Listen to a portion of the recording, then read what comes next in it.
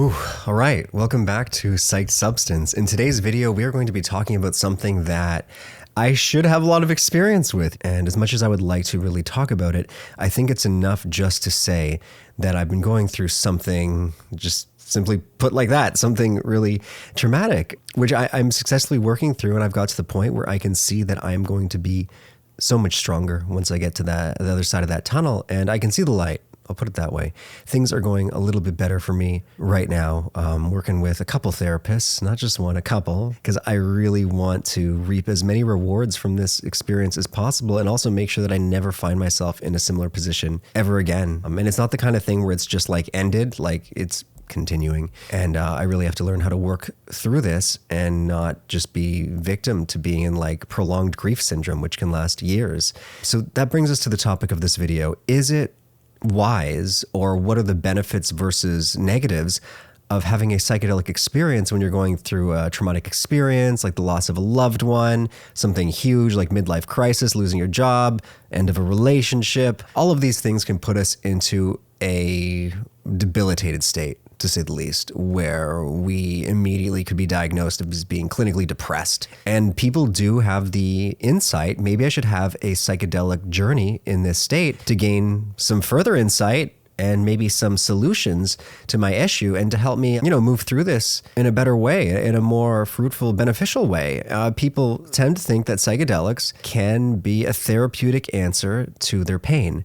And I'm here to share both sides of that coin. Before we continue on, a quick word from this video's sponsor. This video is graciously sponsored by Surfshark. Now, if you're watching this taboo content, it might be unknown to you, but your internet provider can actually see everything with their laser eye vision. That means when you're looking up this type of stuff, you might not want them to know everything. And you might want to take your privacy into your own hands, which is why I use Surfshark. VPN providers keep you safe. And if you sign up today, you're going to get a whopping 83% off, which unlocks the best price for VPN on the market. You also get an extra 3 months, and all you got to do is use this awesome code PSYCHED over here.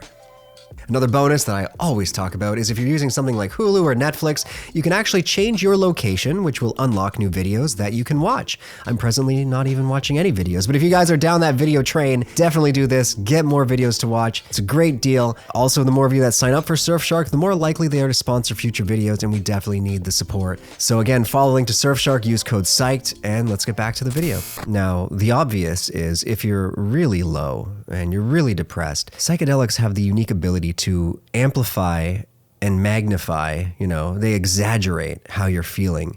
So if you're already feeling in the shits, you could take a psychedelic and you could feel like things got 20 times worse, like you got lodged straight into the pits of hell. It may not be the exploratory experience that you're looking for, full of new knowledge and learning. Like it could really just be absolute fucking hell. And I'm here to tell you that that's a very real, very plausible outcome. So if you are looking to journey, well, your mental state is not at least 70 to 80%, you need to have a sitter with you. You need somebody there that you definitely love, not just like a buddy. You need a very close friend, family member, loved one, and they need to be aware of your mental state going in, because it's a general rule of thumb to only explore psychedelics when you are in a good mood.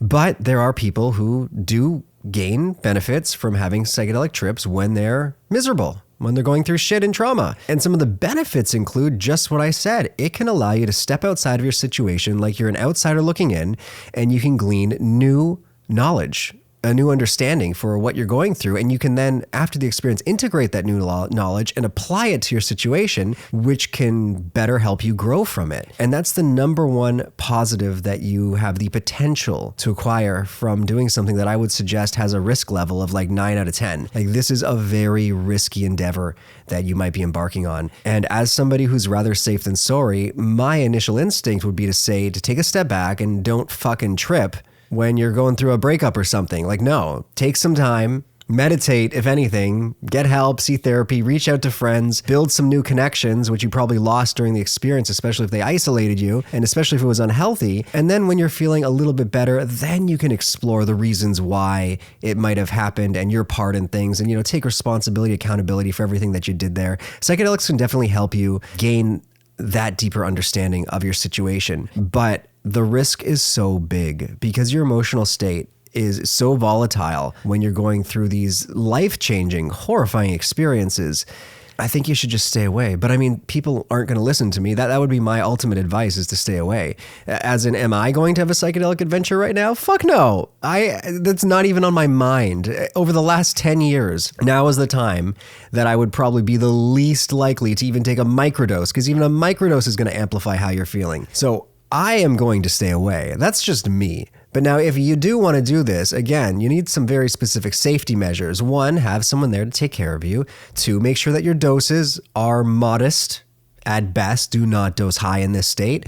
The more emotionally sensitive you are, the more susceptible you are to the psychedelic experience, meaning the more potent it's going to be. So if you're in a really highly emotional state, half a tab of acid, for example, might feel like 2 or 3 tabs, or 2 grams of mushrooms could be like 5. Like, everything is going to be highly amplified, exponentially so. So keep that at the forefront of your mind if you're going to do it, but also keep in mind that I am suggesting not to do it.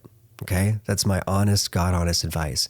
Now, what substances would be the best for dealing with, I don't know, heartbreak or the loss of a loved one? The Johns Hopkins School of Medicine has done studies into psilocybin mushrooms for end-of-life cancer treatment. And it's because it allows you to, I think, more or less just see that there's more out there, that not an afterlife, but that consciousness or our perception of who we are in these bodies is not limited to just our egoic experience, that it goes beyond that our experience in this body, we are simply an aperture for consciousness to peek through. And in reality, consciousness is just, it's the status quo. We're just like a little piece of it getting a unique experience. But when you die, your consciousness just merges back with this big, I don't know, blob of all of it. And you just are all of a sudden everything and nothing all at once again. And right now you get the experience of being a definitive something.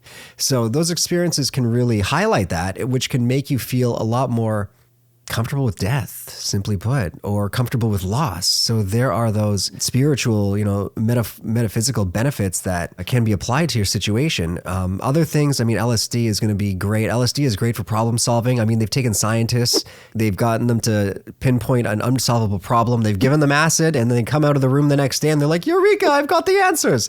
So acid's great for problem solving. Things like ayahuasca are go-tos for people if they want to get some new insight on their life. The plant medicines are really powerful. Strong doses of San Pedro, mescaline, all these classic psychedelics are going to be great. Smoked DMT, I don't know if it's going to offer the same insight. It can make you feel like you're just completely to the brim with all the answers to the universe, but then like 2 minutes later, you've forgotten all of it. So DMT, smoked DMT at least, might be off the table. I would really just stick with the classics if I was going to do something. Things that are more stimulant in nature, like MDMA, they can have a good temporary experience to just help you see that, you can still feel love, because it can kind of erase your pain for a little while, but you got to remember what comes up, must come down, and then you're left with the debilitating come down, which is probably going to be exacerbated due to your already down emotional state. So things like MDMA that are going to cause a mass depletion of serotonin are probably ones that you should keep off your list. You're going to want to take things that aren't going to give you a negative next day or week or month, because you got to take care of yourself in this state. And you want to go really easy on yourself because, you just went through something tough, something scary.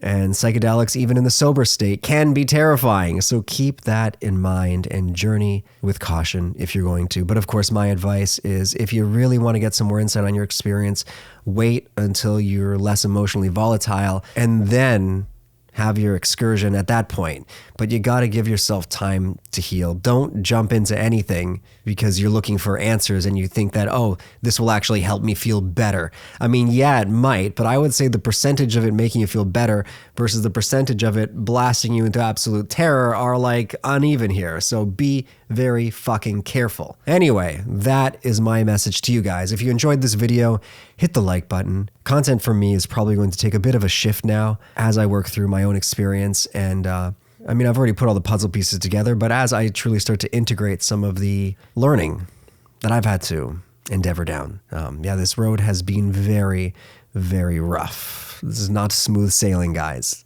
So you're probably going to see a bit of a shift in me with some of the videos, and I'm going to try to return back to making videos, even though, I'm not in the best mental shape. I've been beat up a little bit, to say the fucking least. But yeah, here I am. sharing with you guys some knowledge again. If you do support my content, head on over to our Patreon page. We could really use your support on there. Right now, financially, the channel is not doing that great, just to be flat out honest. So if you do appreciate these videos, your support on Patreon is more than ever greatly appreciated. Anyway, till next time, take care, guys. Stay safe, and I'll see you all later.